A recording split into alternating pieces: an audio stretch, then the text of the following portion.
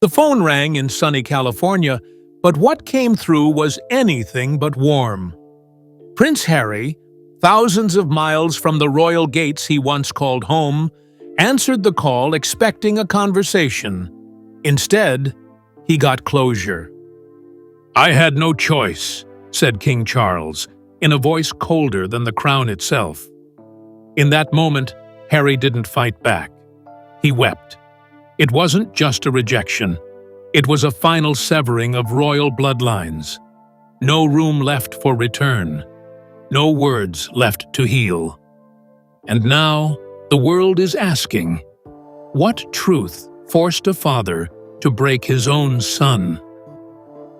Unexpected call from across the pond. The California sun was shining, but the mood inside Harry's Montecito home quickly darkened. It was supposed to be a routine call, something brief, something familiar. But from the moment Prince Harry answered and heard his father's voice, everything felt wrong. There was no warmth, no small talk, just silence. And then, King Charles spoke the words that would shift their relationship forever. "I had no choice, Harry."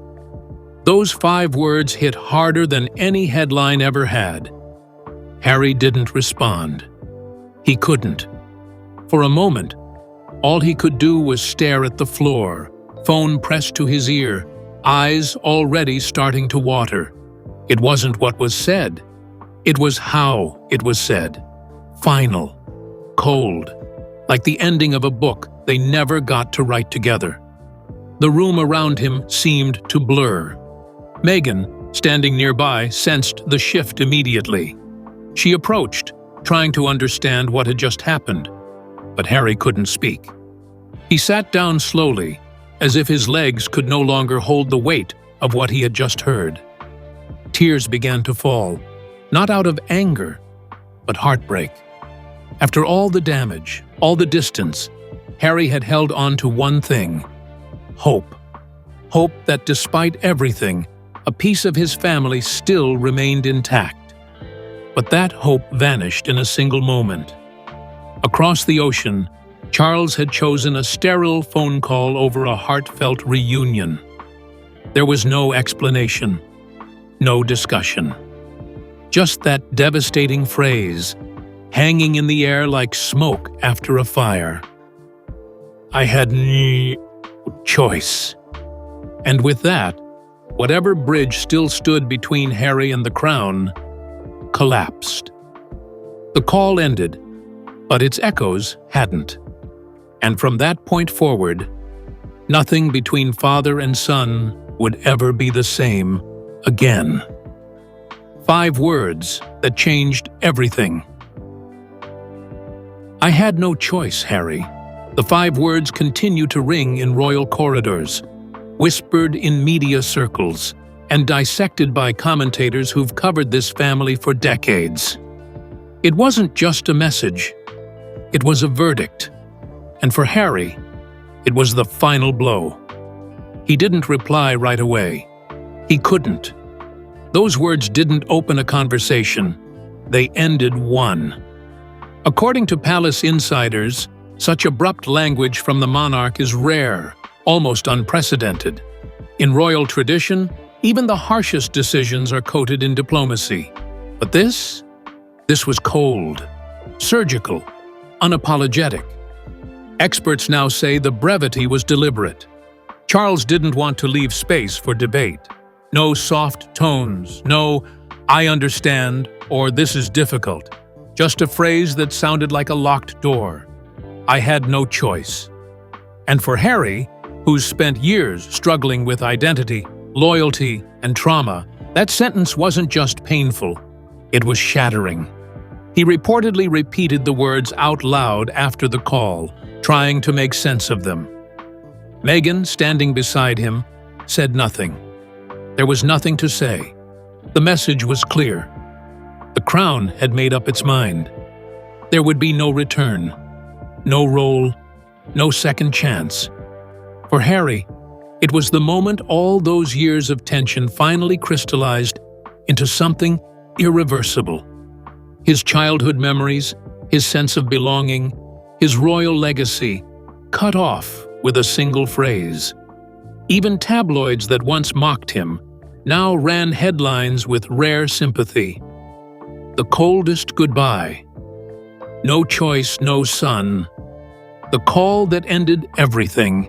And perhaps that's exactly what those 5 words were meant to do. Not soften the blow, but drive the point home. There would be no more room for Harry in the House of Windsor. And that truth would define his path from this moment forward. Harry's emotional collapse.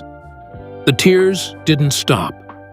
Prince Harry, a man who had held it together through his mother's death, through public disgrace, through relentless media assault, finally broke. And it didn't happen on a royal stage.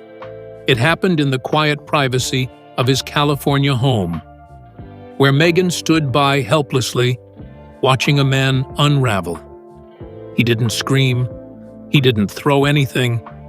He just cried, silently at first, then with his hands over his face, trying to block out the weight of what he had just heard from his father. I had no choice. Those 5 words had undone him. This wasn't just sadness. It was something deeper. A lifetime of buried emotions, years of unresolved conflict, silent disappointment, unanswered questions. The emotional wall Harry had built to survive it all finally cracked. Meghan approached slowly, wrapped her arms around him, and whispered, "It's going to be okay." But even she knew this wasn't just another bad call from London. This was a cutoff. Sources close to the couple say Harry didn't speak for nearly an hour after the call. He just sat in silence, eyes red, heart broken. He had always hoped for a way back. Maybe not to the palace, but to the people inside it. That hope, however, had just been killed by the man he still called Dad. The press, sensing something seismic, began circling. The story leaked quickly.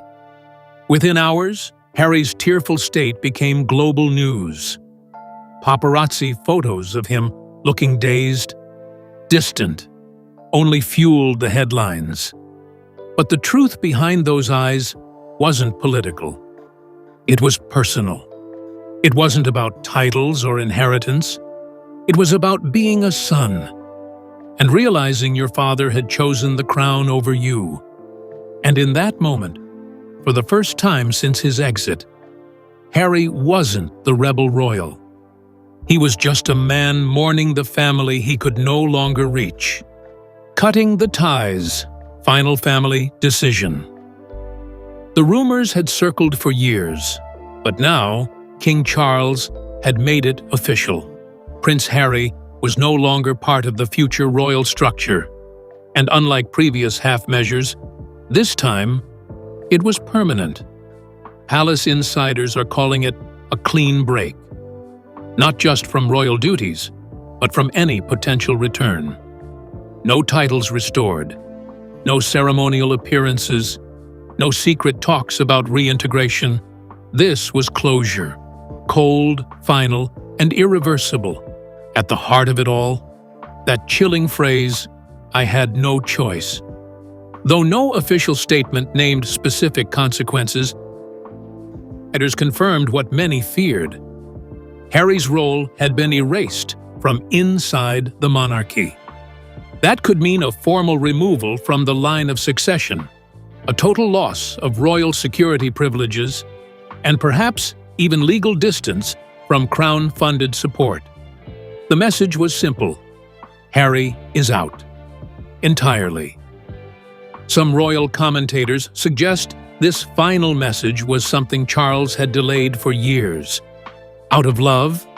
Out of hope? No one knows. But whatever held him back, it's gone now.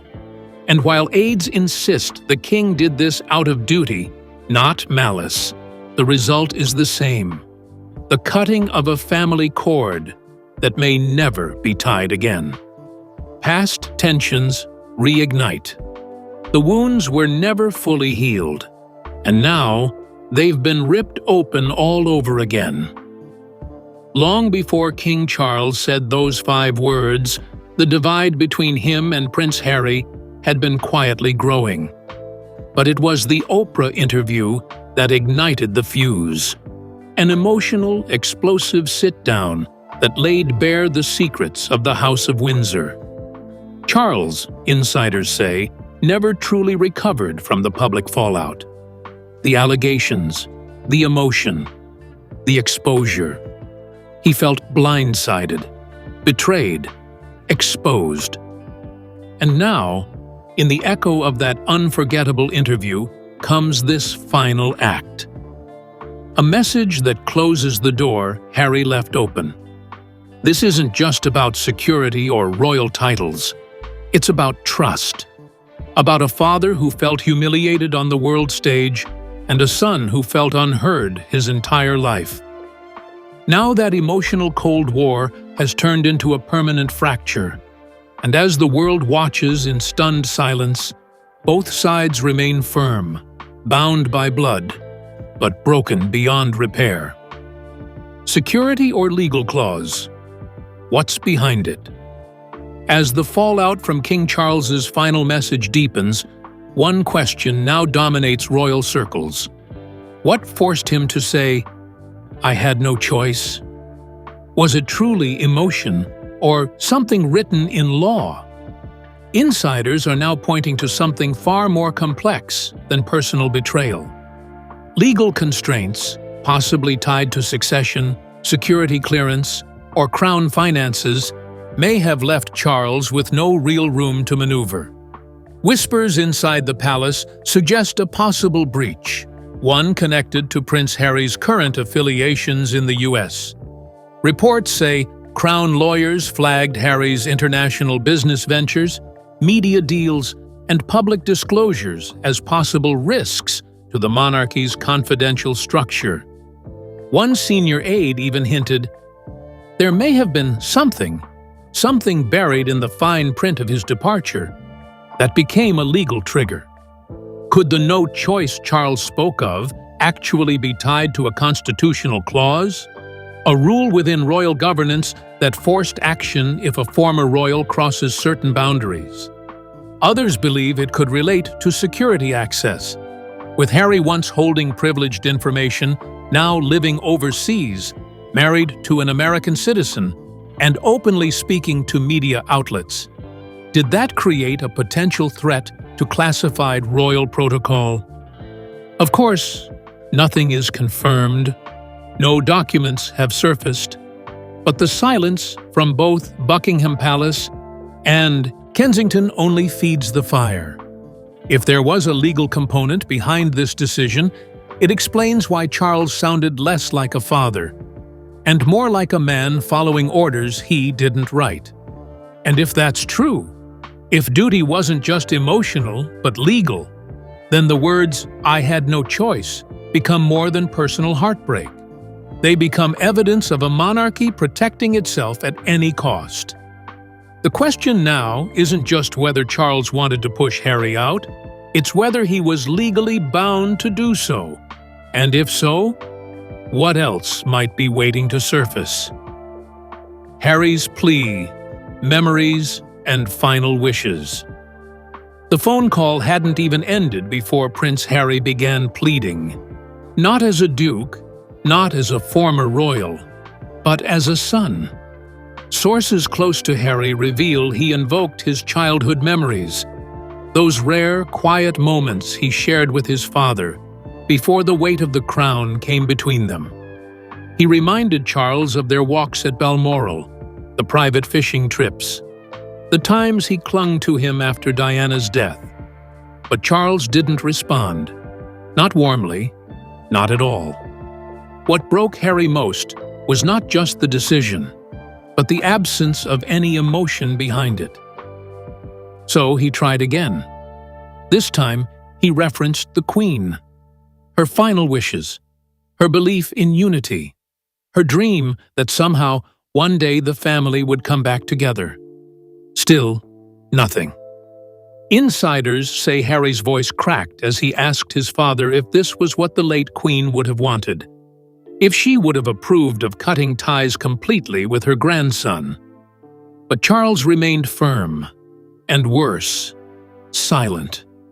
That silence was more painful than anger, because it told Harry that not even legacy, not even the ghost of his grandmother, could stop what had already been decided. One source close to the family shared, he wasn't just begging for his place in the monarchy. He was begging for a piece of the family he thought he still had. That desperate plea, wrapped in memories, fell on deaf ears. And in that moment, the emotional distance between Harry and his father became a canyon with no bridge. What followed was more than a rejection. It was the end of Harry's last attempt to be part of the family that once defined his identity. The King's Burden.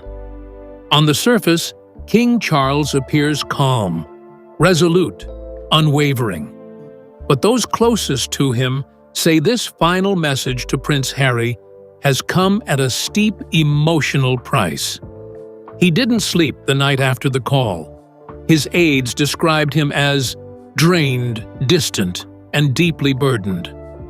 One insider even whispered, it broke him too. For a man who has spent a lifetime preparing for leadership, Charles now faces the weight of choosing duty over love, and it's showing. Behind the grandeur of his title is a father mourning a son still very much alive, but now beyond his reach. Privately, Charles has expressed sorrow, not for the decision, but for the necessity of it. He reportedly told one aide, "It had to be done. That doesn't make it easier." This wasn't a moment of rage. It was a slow buildup of years. The Oprah interview, the memoir, the press wars, the leaked texts. Charles saw each act not as a rebellion, but as an erosion of the very foundation he swore to protect. Now, with the crown firmly in his grasp, he's learning the truth of leadership. It doesn't just cost titles or time. It costs people. And for Charles, that cost has been his son. Though he may never say it publicly, those who know him best believe the words, "I had no choice," weren't just for Harry. They were for himself. Because sometimes, being king means losing what you love most, and doing it with a straight face. Palace remains silent. In the chaos that followed the call between King Charles and Prince Harry, the world waited for a response. But the palace gave them nothing. No statement, no denial, just 2 words from Buckingham's press office, no comment. Behind closed doors, however, the scene was anything but calm. Communications teams scrambled to draft responses, only to have them rejected one by one. Aides reportedly worked through the night, trying to find a tone that didn't ignite more outrage or seem too cold. But the order from above was clear. Silence. And silence, in the world of royal media, is never empty. It's interpreted, twisted, turned into headlines that speculate what the palace refuses to say. Pundits have already called the silence strategic cowardice. Some say it's a stalling tactic. Others argue it's proof the rumors are true. And all the while, the public is growing restless. Social media demands answers. Global journalists knock on palace gates with microphones ready. Even former royal staffers are stepping forward, hinting at undisclosed truths and final straws. Meanwhile, Harry remains silent too, which only intensifies the spotlight. Without a clear voice from the palace, speculation has become reality. And the royal family's greatest fear, that they're losing control of the narrative, may already be happening. The crown has always thrived on mystery. But in today's world, mystery can look like guilt, and silence, that looks like confirmation. Global public reaction. The moment the world learned Prince Harry broke down in tears, a tidal wave of emotion followed. From London to Los Angeles, Sydney to South Africa, the public reaction wasn't just intense, it was global. Sympathy surged. People from all walks of life, even those who once mocked Harry, felt a sudden shift. This wasn't drama. This was a man devastated by his father's final words. Social media exploded. Hashtag Justice for Harry, hashtag Royal Fallout, and hashtag No Choice, No Love began trending across continents. Celebrities, activists, and even politicians weighed in, some condemning the monarchy, others simply expressing heartbreak for a son who was cut off. Even traditional royal loyalists began questioning Charles's choice. One commentator said, "When you make your own child cry, you haven't just lost a son. You may have lost the people." International news ran with the story. American morning shows dissected every word of the leaked phone call. European outlets questioned the long-term effects on the Commonwealth. African and Caribbean nations, already distant from the monarchy, spoke openly about how this moment further disconnects the crown from modern values. It was no longer just about Harry. It was about what the monarchy represents. And in that reflection, many didn't see heritage anymore. They saw heartbreak. William, Camilla, and the inner royal circle. As Prince Harry's tears made headlines, the shock rippled far beyond California. It struck the very heart of the monarchy itself. Inside Buckingham Palace, a quiet war was already underway.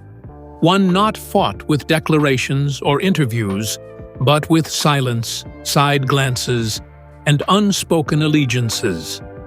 Prince William has not made a statement, but his silence is now louder than any public defense. Sources close to the palace say he was deeply shaken by the news of Charles's call to Harry, particularly by the cold finality of it. William, despite tensions with his younger brother, never expected a full severing of ties. Their relationship has been strained, yes, but William knows what this kind of fracture means for the monarchy, for the public, for the future of the institution he's destined to inherit.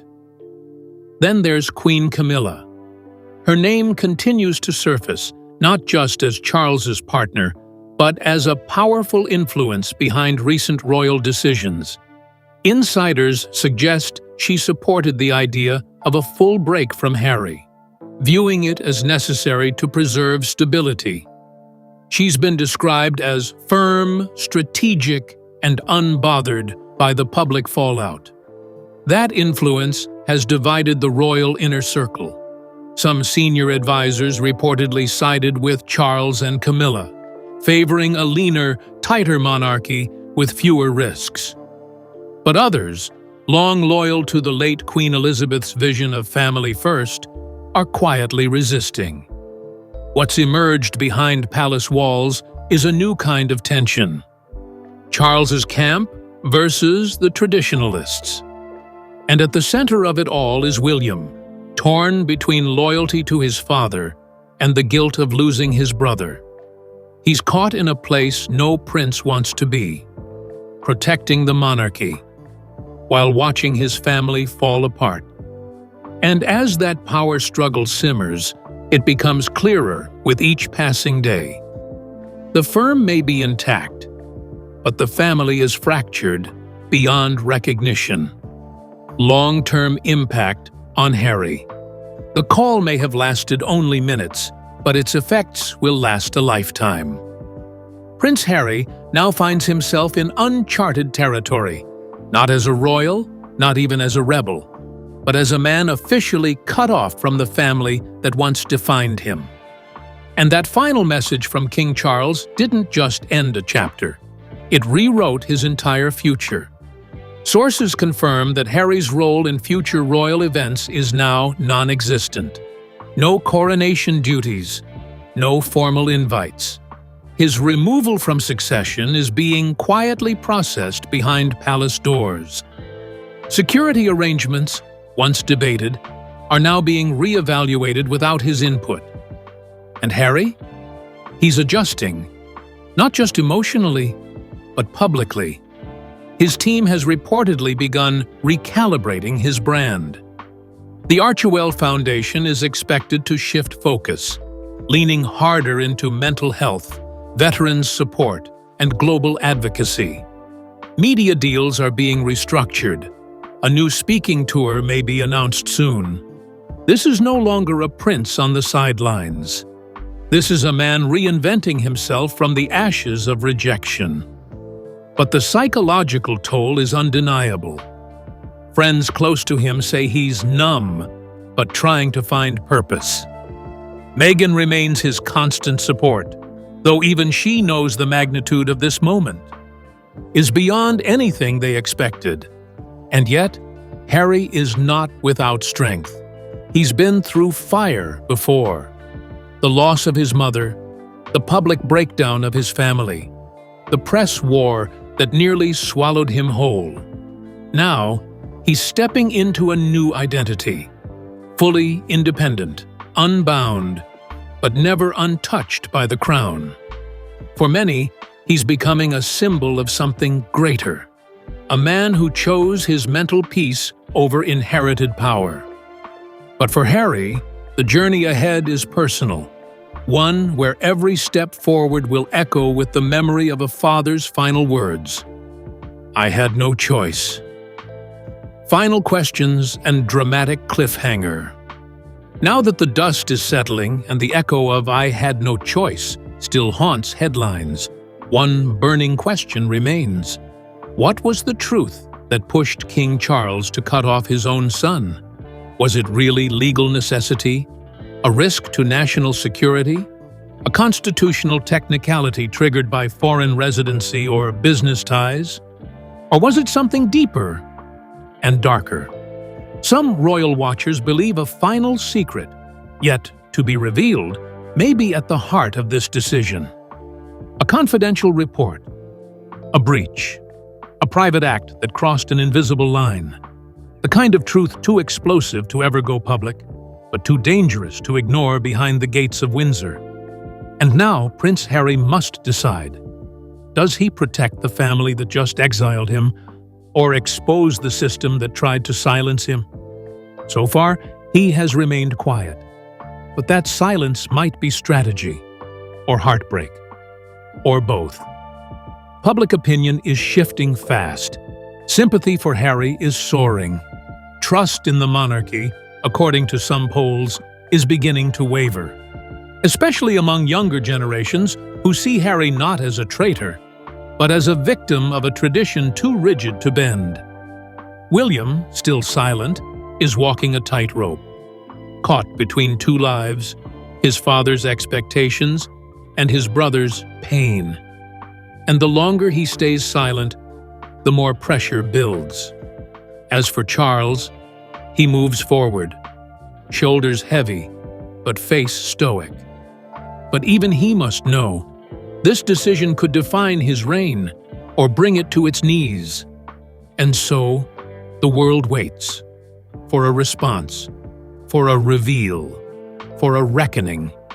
Because while the crown may have spoken its last words to Harry, the real ending hasn't been written yet. And whatever comes next may not just reshape one family. It could reshape the monarchy itself. The message has been sent. The tears have fallen. But the silence that follows may be louder than anything yet spoken. As Harry steps into a future unbound by titles, one question lingers. Was this the moment the monarchy protected its image or began to unravel it from the inside out?